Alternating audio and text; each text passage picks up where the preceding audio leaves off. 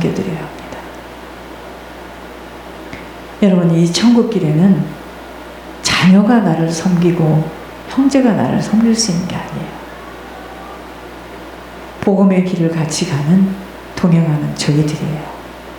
결국은 저희들이 천국에서 만날 거고, 잘 섬겨드리시기 바랍니다. 만난 거 있으면 혼자만 드시지 마시고 좀 갖다 드리고 잘 섬겨드려야 돼요. 제가 부쩍 그 마음이 왔습니다. 다음 차례는 손민준 장모님, 손영주 권사님이구나. 잘 섬겨드려서 하루라도 더 살면서 또렷한 정신을 가지고 스트레스 받지 않고 기도하면, 여러분, 기도하고 하나님하고 방향이 맞은 사람이 오래 살아야지. 제가 아까 그 생각을 했어요. 이제 몸이 아파서 못 올 뭐 날씨가 추워서 그럴 수도 있지만, 저분 돌아가시면 저 가정에 긍휼함이 끝난다. 이렇게 우리 한 사람 한 사람이 너무너무 중요한 거예요. 몸 관리 잘 하시기 바랍니다. 특별히 혀를 깨물고 힘이 들어도 먹는 것만 갖고도 안 돼요. 제가 장모님 보고 오늘도 교회 안에서 늦게까지 있을 거예요. 운동하시겠대요. 여러분, 이게요, 지혜로워야 돼요. 웬만한 일에는 스트레스 받지 않고 넘어가야 됩니다. 손해보지 마세요. 내가 하나님 앞에 서는 준비를 해야 돼요. 여러분, 이 땅에서 자녀고 뭐 형제고 부모고 자녀고 부부지 이런 말 하면 섭섭합니까? 딱 떠나면 끝납니다. 제가 분명히 천옥순 권사님 천국에 들어가면 하나님께 간절히 소원해서 천권사님이 하나님하고 천권사님이 하는 이야기를 제가 들을 겁니다. 정신들 차리시고 얽히지 마세요. 매이지 마세요. 동반자라도 같이 못 가는 자는 어찌할 수 없는 거고, 형제라도 어찌할 수 없는 거고, 자녀라도 어찌할 수 없는 거예요. 웃기지 마세요. 하나님께 맡겨야 됩니다. 모든 거 맡기고 이제 가야 돼요. 그래서 제일 손해나는 게 뭔지 아세요? 알려드릴까요? 건강이에요. 건강 잃으면 다 잃은 거예요. 정신들 똑바로 차리시고, 이게 지금 제 영혼이 저에게 하는 말이에요. 저도 너무너무 스트레스를 많이 받아요. 성격상 스트레스인데,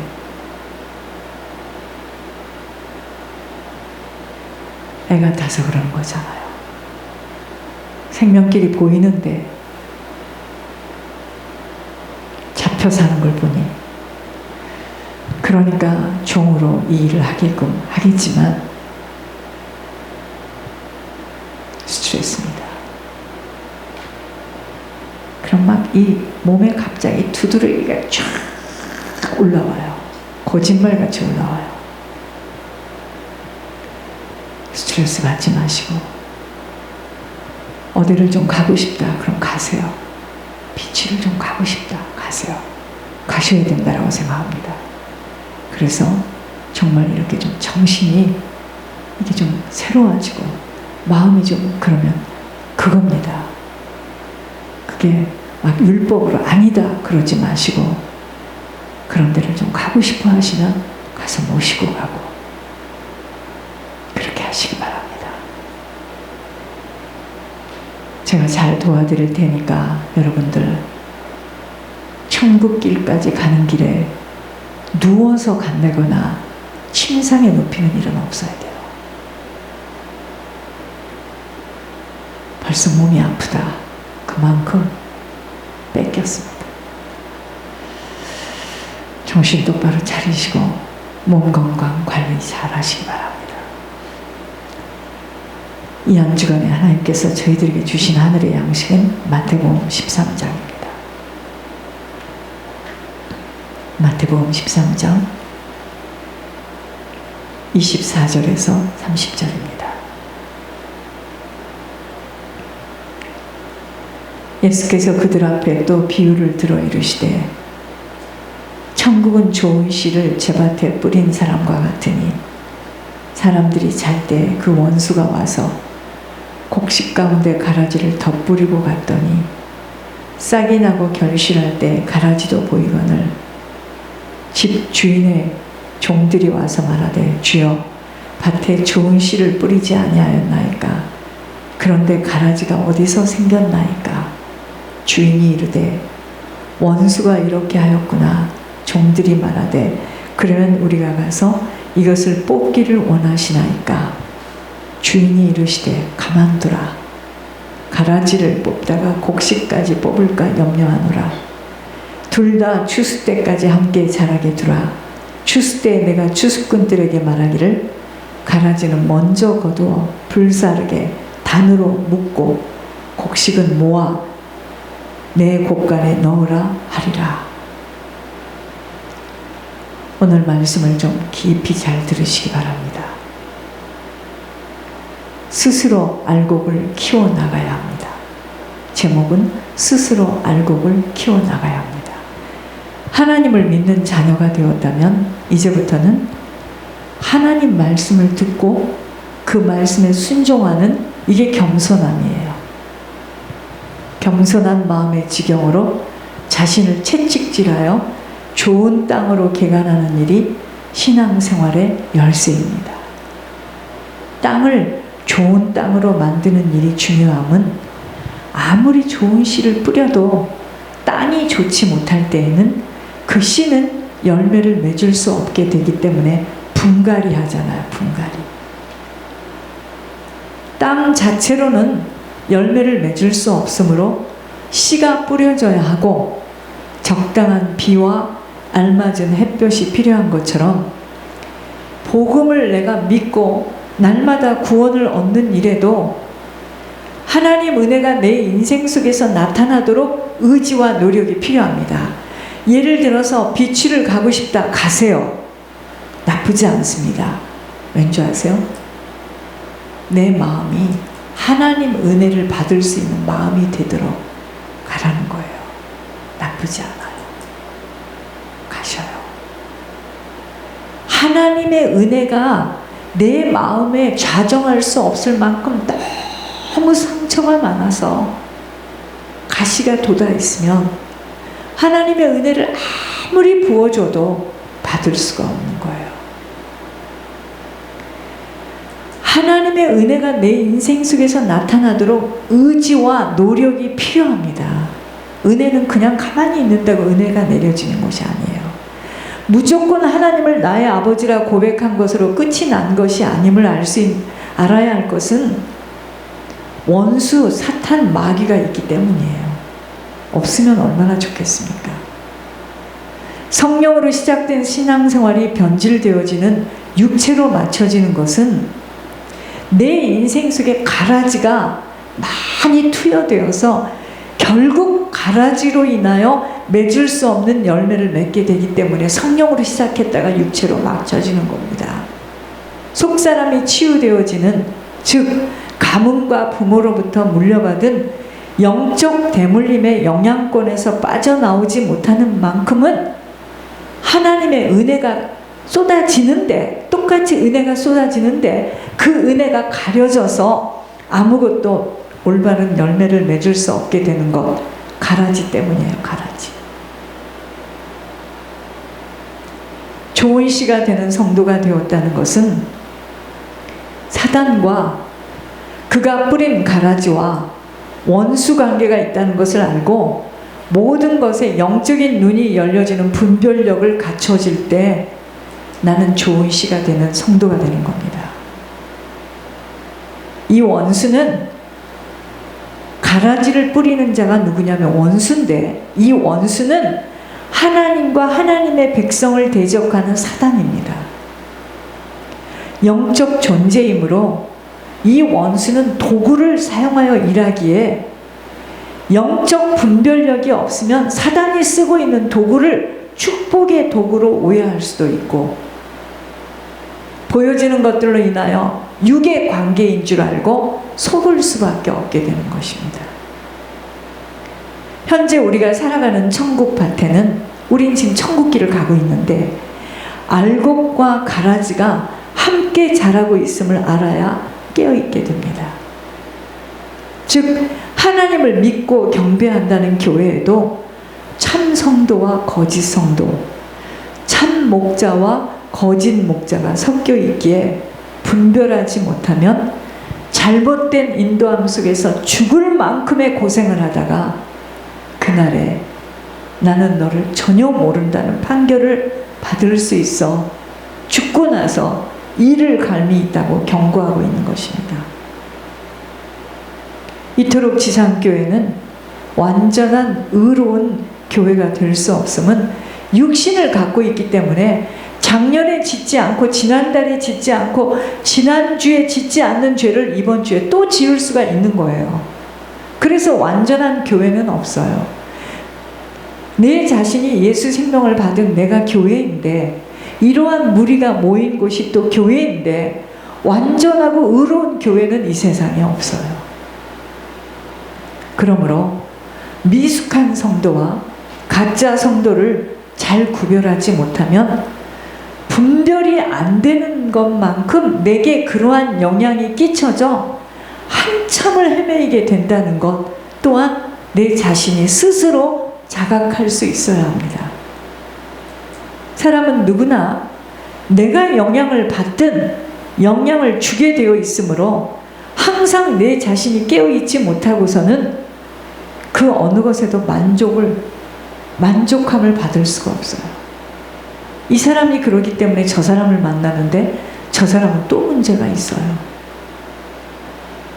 내 자신이 성령으로 덧입혀지지 못하고서는 환경과 상대를 통하여 영적 영향력을 받게 되기에 답답하고 숨이 막힐 것 같은 상황에 원인을 알 수 없어 그저 보이는 환경과 내 자신의 연약함과 무력함으로 한탄들을 하는데 사실은 영적 배경 속에서 혼미함으로 덧입혀져 영적 호흡에 지금 하나님과 나와의 영적 호흡에 걸림돌로 막힘 때문임을 분별해야 합니다.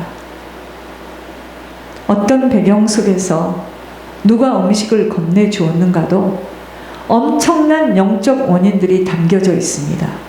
그래서 우상 제물을 먹지 말라는 말이 이제 거기서 나온 거예요. 술집에 가지 마라, 술 취하지 말라, 거기서 나온 말들이에요. 이토록 영적 감각은 너무도 섬세하고 잠을 자는 시간에도 영적 활동들은 지속되어지기에 무엇을 보고 누구와 대화하며 무엇을 먹고 어느 곳에 거하는가가 그렇게도 중요하다는 것입니다. 환경이 모든 것이에요.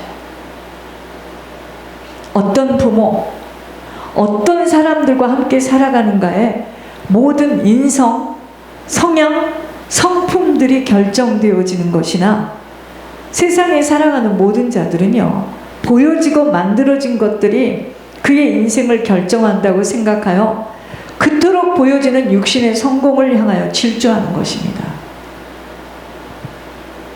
알곡과 가라지는 현재도 같이 자라도록 허용되어 있습니다. 마지막의 운명은 완전히 달라요. 또한 이미 결정이 나 있다는 것은 은혜 밖에서 헤매이게 되거나 또 어떤 사람은 은혜를 사모하여 부스럭이라도 받고자 하는 심정이기 때문에 마지막 운명의 결정의 시간은 달라요. 그러나 알곡과 가라지는 같이 자라게 돼 있습니다. 하나님은 불신자나 신자나 모두를 상관하고 계시며 일일이 모든 것을 바라보고 계시며 살피고 계시기에 불신자라 하여도 하나님이 보실 때 칭찬받을 자가 있다면 그를 만남을 통하여 중보 회개함을 받도록 하시는 것도 아버지가 하시는 일이었습니다.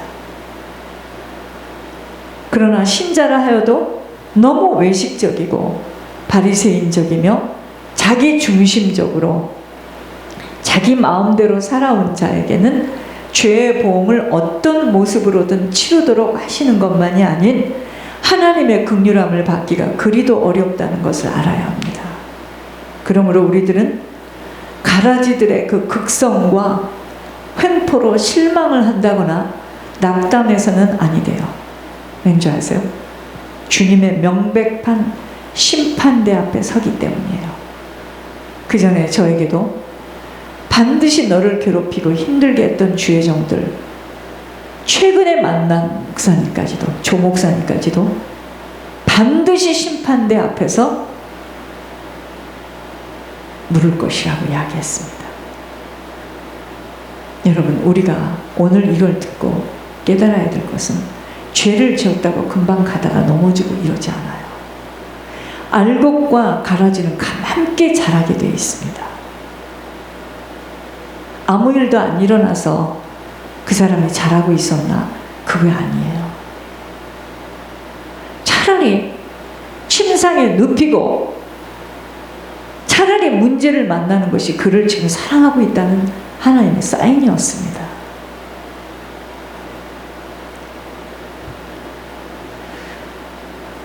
가라지들의 극성과 횡포로 실망을 한다거나 낙담해서는 안 돼요.